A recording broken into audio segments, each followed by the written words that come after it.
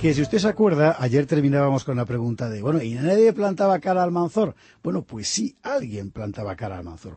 Vamos a ver, hemos visto a Almanzor golpeando impunemente las fronteras leonesas. Nadie parecía capaz de detener al nuevo caudillo de Córdoba.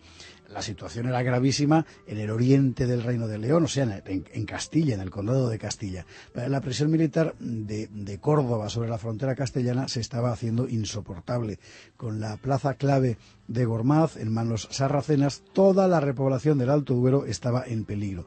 Era preciso aliviar la presión, y eso solo se podía hacer mediante una operación militar, como, por ejemplo, recuperando Gormaz. El conde de Castilla, García Fernández, está dispuesto a dar la batalla, y entre otras cosas porque de otro modo la expansión castellana quedaría definitivamente estancada.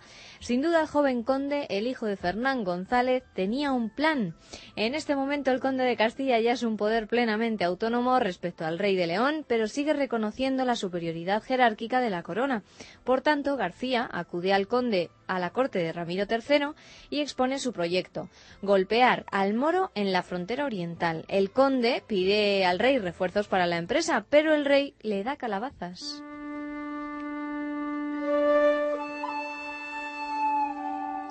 ¿Y por qué le dio calabazas el rey? ¿Por qué León negó a García Fernández los refuerzos que pedía? Bueno, está claro, por miedo. Por miedo, tampoco vamos a andar por miedo.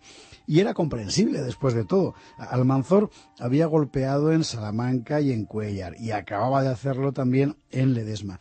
No habían sido campañas de ocupación, es decir, que no se habían quedado allí los moros, pero tampoco habían sido simples expediciones de rapiña. Esas localidades, Cuéllar, Salamanca, Ledesma, eran centros neurálgicos de la repoblación, nudos fundamentales de esa red de puntos fuertes que desde la batalla de Simancas, 40 años antes, estaba sirviendo de columna vertebral para la colonización de la meseta norte. Claro, ahora, desmanteladas por Almanzor esas plazas, todo el territorio del reino quedaba gravemente expuesto.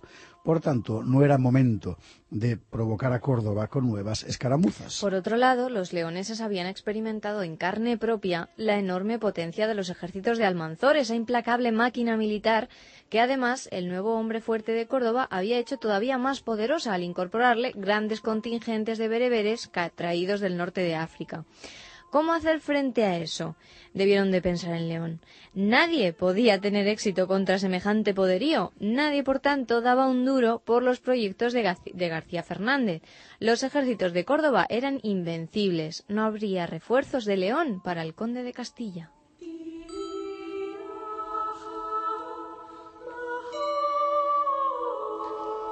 Complicadísima coyuntura.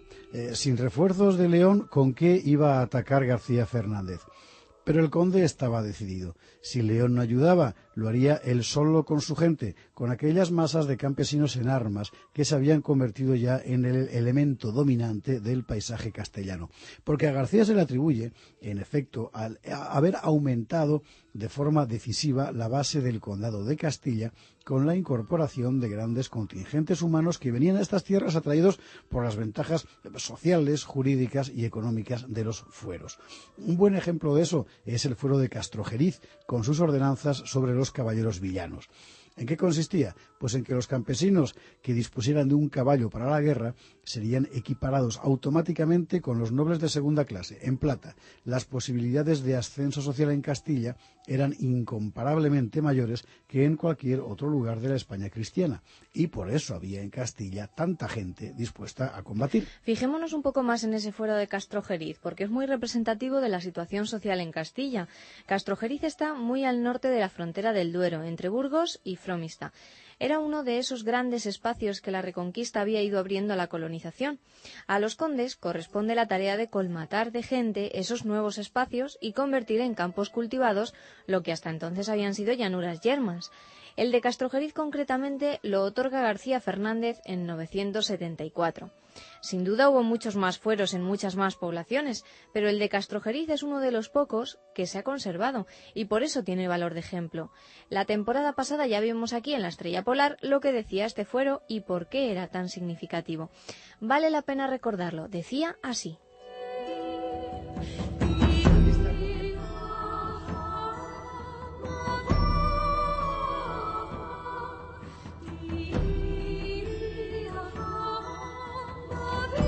Damos buenos fueros a aquellos que sean caballeros y los elevamos a infanzones, anteponiéndoles a los infanzones que sean de fuera de Castrojeriz, y les autorizamos a poblar sus heredades con forasteros y hombres libres, y respétenlos estos como infanzones, pudiendo ser desheredados los colonos si resultan traidores. Y no paguen los de Castrojeriz ni anubda ni mañería. El caballero de Castrojeriz que no tenga prestimonio, que no acuda al fonsado si el merino no le asigna soldada. Y tengan los caballeros señor que les señale un beneficio. Y si ocurriere un homicidio en Castrojeriz causado por un caballero, pague el culpable 100 sueldos, tanto por un caballero como por un peón. Y los clérigos tengan el mismo fuero que los caballeros.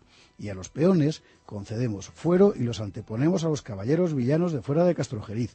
Y otorgamos que no se les pueda imponer ninguna serna ni vereda, excepto un solo día en el barbecho y otro en el sembrado, otro en podar y en acarrear cada uno un carro de mies. Y los vecinos de Castrojeriz no paguen portazgo ni montazgo en nuestros dominios, y no se les exija mañería, fonsadera ni ninguna vereda. Y los vecinos de Castrojeriz mataren a un judío, pechen como por un cristiano, y las afrentas se compensarán como entre hombres de las villas. En resumen, a los que tienen un caballo, aunque sean campesinos, se los eleva a la categoría de infanzones, es decir, de la baja nobleza. Y entre un noble forastero y un caballero de Castrojeriz, valdrá más el de Castrojeriz, por ser de Castrojeriz. Y se les exime de ciertos impuestos, y se limitan los trabajos que tienen que realizar para el señor, y se protege la vida de los peones y de los judíos, castigando a quien les asesinare, como si hubiera matado a un noble. Y se libra a todos los vecinos de tener que pagar por usar los montes. Y esto además no estaba ocurriendo solo en Castrojeriz, sino en otros muchos puntos de la naciente geografía castellana. En fin, eran condiciones de vida sumamente apetecibles, unas condiciones por las que valía la pena arriesgar la vida. Atraídos por ese horizonte de vida más libre, muchas personas habían acudido a Castilla desde el norte, y esas eran las gentes que García Fernández tenía ahora bajo su mando. Gentes acostumbradas a levantar paisajes con sus manos, verlos destrozados por las aceifas moras y reconstruirlos después con una constancia propiamente heroica. Gentes acostumbradas también a la guerra, no solo para defenderse de los ataques moros, sino igualmente para saquear de cuando en cuando los campos musulmanes del sur de la sierra. Las huestes, formadas con este material humano, no eran ejércitos de guerreros profesionales, pero su dureza y consistencia no tenían nada que envidiar a las cortes musulmanas, y puesto que León no iba a echar una mano, sería con ellos, con sus campesinos soldados, con los que el conde de Castilla golpearía sobre la frontera militar sarracena.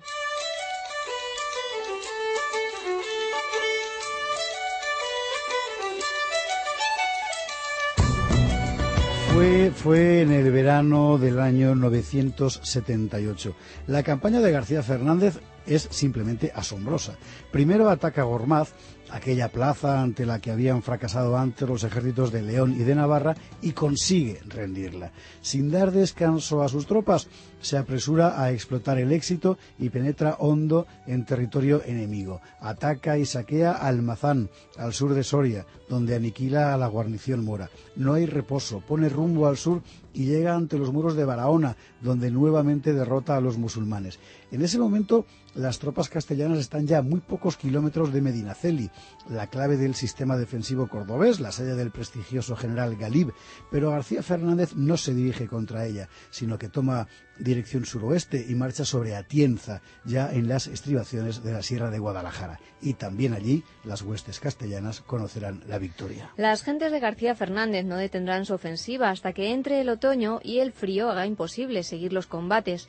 Regresan con un botín enorme. El conde entrega parte de él al infantazgo de Covarrubias, un señorío eclesiástico regentado por una mujer, la abadesa Urraca, hermana del propio García. Pero lo más importante es el balance estratégico de la operación.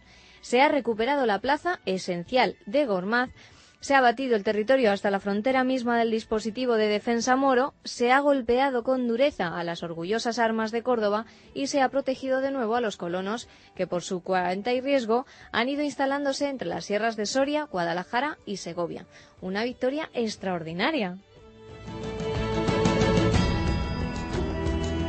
Almanzor debió de constatar que tenía un problema. Lo que pasa es que en este momento Almanzor estaba demasiado atareado con otras cuestiones, porque en este momento en Córdoba Almanzor estaba ejecutando algo que propiamente era un golpe de Estado. Mañana lo veremos.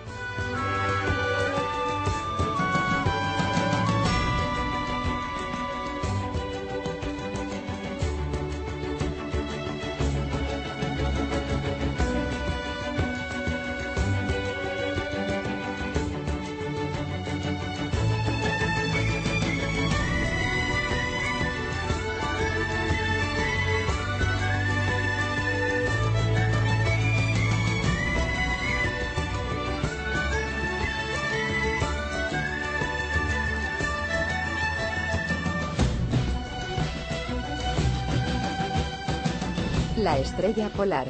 Si navegas de noche, te proponemos un rumbo.